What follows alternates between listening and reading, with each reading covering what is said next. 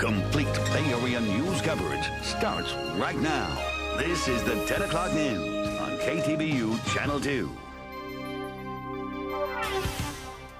Good evening, everyone. I'm Heather Holmes. And I'm Mike Meeback in for Ken Wayne. The clock, it is ticking. The Bay Bridge is scheduled to reopen in 31 hours. And tonight, Caltrans says it is a goal that may not be achieved. The new section of bridge was maneuvered into place over the weekend, but it is the crack found in a crucial section of the eastern span that is adding stress in what is an already pressure-packed situation. We have keen team coverage for you tonight. Maureen Naylor is standing by live just north of the Golden Gate in Marin County, but we start with KTVU's Deborah Villalone on Yerba Buena Island, where she's been tracking this developing story all day long. Deborah. Well, Mike, it's never been done before, but essentially the 6-inch long crack in this steel pin is getting a splint. Take a look at the view from News Chopper 2 at where the failed link was found yesterday. All evening, we've been watching as engineers fit a special brace onto the cracked eye-bar. The device will take on the weight that's shifted to other beams and restore the balance. But can it all happen fast enough? There's guys working up there. Caltrans showed us by boat where all eyes are now, 100 feet up, where a 1-inch wide crack has dwarfed their huge new deck project. So all the joints are in, it is connected. Moving this new deck into an old bridge was an engineering marvel in itself, and it's gone smoothly, on schedule. The roadbed now getting prepared for traffic set to resume Tuesday until this unrelated crack threw a monkey wrench into everything. I was surprised when they called me and said there was a crack like that. The bridge engineer says rust suggests the crack is maybe 6 months old. The solution is an 18,000-pound brace with tension rods in between to take over where the eye-bar has failed. A brace made in Arizona overnight and flown in by charter jet today. It's not an unusual fix. It is the first time that we've done this fix on the eye-bars, but it's a very standard system that we use throughout a lot of construction work.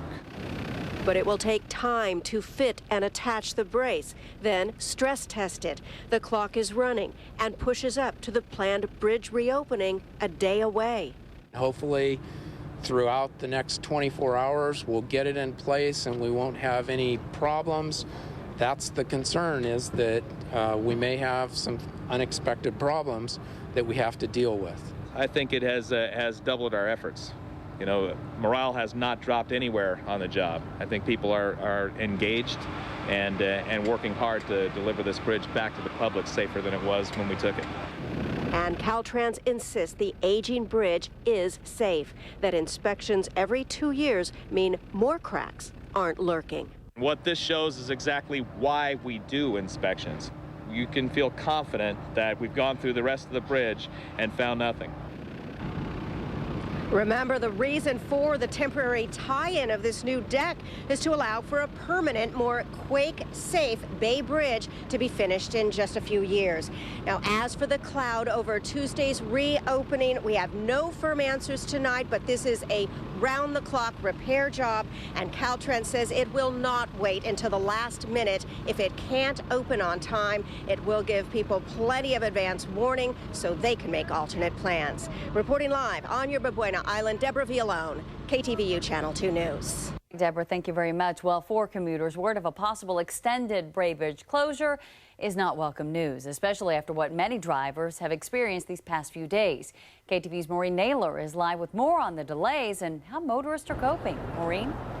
Heather, at this hour, it is slow going over the Golden Gate Bridge. Behind me, you'll find 4 lanes of brake lights. In the last half hour, it's lightened a bit, but traffic is still slow going. Tonight, we found many drivers choosing BART, ignoring GPS, or staying home altogether. This is what drivers faced heading over the Golden Gate Bridge this evening. A wall of headlights slowly moving down southbound 101. Just all the people just trying to, everybody just, trying to cut in and out, and it just, patience. Nobody has any up here.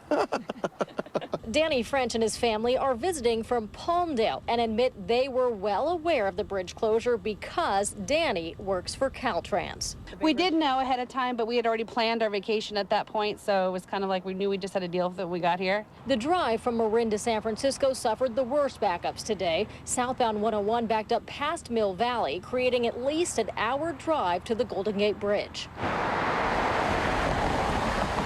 But over the Richmond-San Rafael Bridge, traffic flowed smoothly. In Emeryville, the CHP says this backup on westbound 80 was actually lighter than a usual Sunday. They feel people heeded warnings about traffic conditions, but some were caught off guard. A lady came by asking me for directions to Market Street, San Francisco. And of course, she tried the GPS. The GPS wouldn't tell her anything because it was telling her that she had to go across the Bay Bridge, which is closed. Mary Hardy from Concord brought her grandson to ride bikes along the East Shore. We live on this side, so we were well warned not to go near the Bay Bridge, so there's no way we were going near there. The Heineman family from Berkeley also made a point to stay home, but say friends hosting a wedding this weekend made special transportation plans. The wedding is going to be in Oakland, at a church in Oakland. Yeah, and there were people coming from all over the Bay Area, so they arranged a pretty fancy shuttle system. These Canadian tourists chose bikes as their mode of transportation after their hotel concierge informed them a trip from San Francisco to Berkeley would require them to take BART. It would have been easier to take a cab. I'm not down with the whole public transportation, but here I am riding a bike. This evening, a fourth southbound lane to 101 was added to alleviate traffic here on the Golden Gate Bridge, but as you can see, it still is slow going. One Bay Area driver told us tonight that if the bridge does not reopen, it could be a very painful week. Reporting live at Vista Point, Maureen Naylor, KTVU Channel 2 News. Well, with the Bay Bridge closure, people are indeed continuing to rely on BART's extended service to help get around this holiday weekend. Right now, BART has hourly overnight service at 14 of its stations. Also, longer trains are running during the day to accommodate the additional passengers. Now, BART officials say tomorrow trains will be operating on a Saturday schedule and that parking will be free. BART officials told KTVU tonight that as of right now, there are no plans to add extra BART service beyond tomorrow.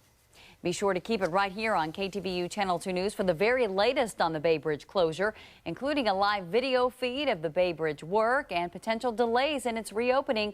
Be sure to visit KTVU.com and click on the Bay Bridge tab.